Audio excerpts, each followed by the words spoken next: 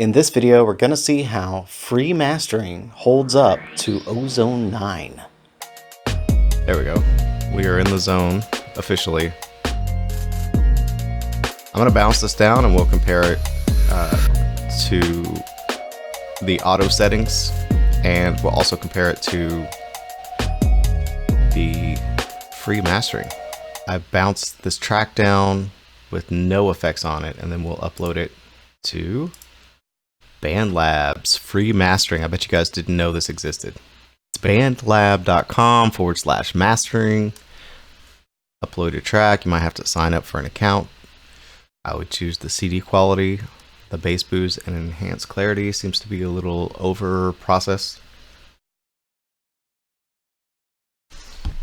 Alright, now that's done, you can just hit the download button. I need to make sure we select mastered, which is strange that it's not the default, but okay.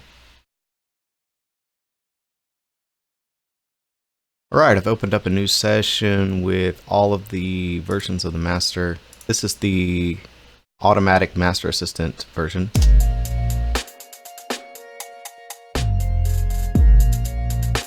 And for some reason, the master assistant by itself seems to hype the highs and the lows, and sort of doesn't hit its own target, which is kind of weird.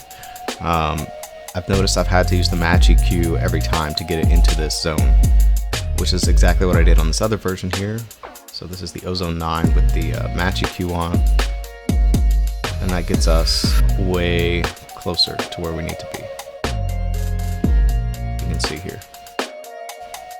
And in tonal balance control 2, you do have this if you have Neutron 3, so you already have this.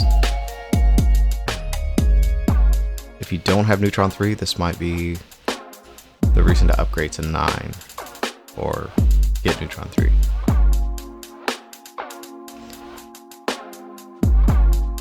But this is much closer, right? Alright, now for the moment of truth, we're gonna use the auto Bandlab master here and see where we land. This is, I have no idea how this is gonna turn out, so here we go.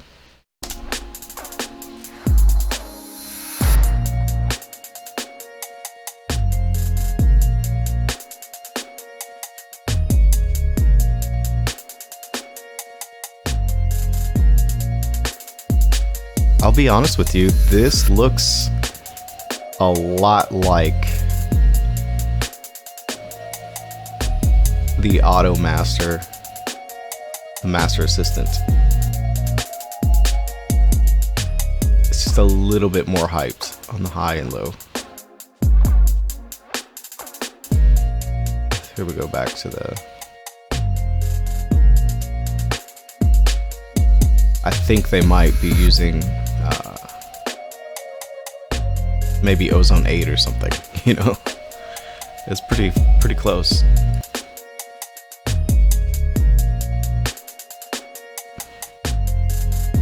Kind of shocked here. Let's go to this. Maybe this will give us some more insight as to what's going on.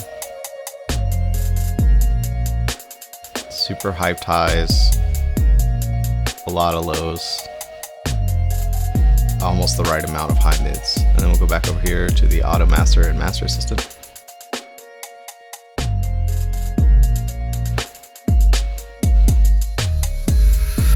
Super hyped lows, not quite as super hyped highs, and the high mids in the right zone. So yeah, this free mastering gets you 90% there. So if you're on a budget, this might be the way to go. And I might even select, now that I'm seeing this, select the low end boost version. It's really hyping the highs. Alright, and as an added bonus, after I discovered that the match EQ is still in Ozone 8, you just have to go down the bottom of the regular EQ and then select match. I created a new custom master, so we're gonna see how that holds up.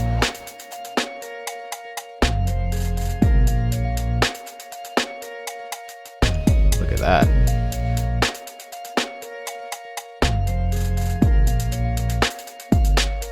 crazy, right?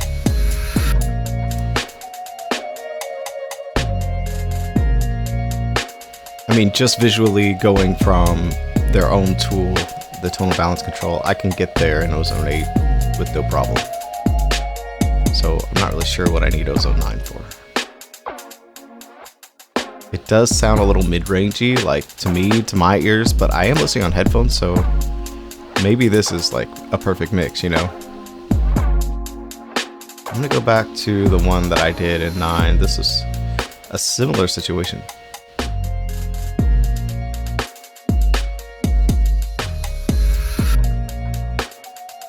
Yeah, so what I did differently was the match EQ. I went a little bit further in Ozone 8. I didn't feel like it was quite getting there, but maybe I shouldn't have pushed it so hard. Now that I realize the match EQ is an 8, I don't need to get 9, so that really, like, that's a big relief. All the new features in 9, the rescalable GUI and the master rebalance, not something I need. I have RX7, so I can rebalance. I can use the music rebalance if it was a requirement for a particular track that's too messed up. And that's it. Hopefully this is the last video on Ozone. You guys seem to like them a lot. If you made it this far in the video, please subscribe and leave a comment if you have any questions here. I can go more into detail in Ozone 8, I guess, if you want to know how I got here.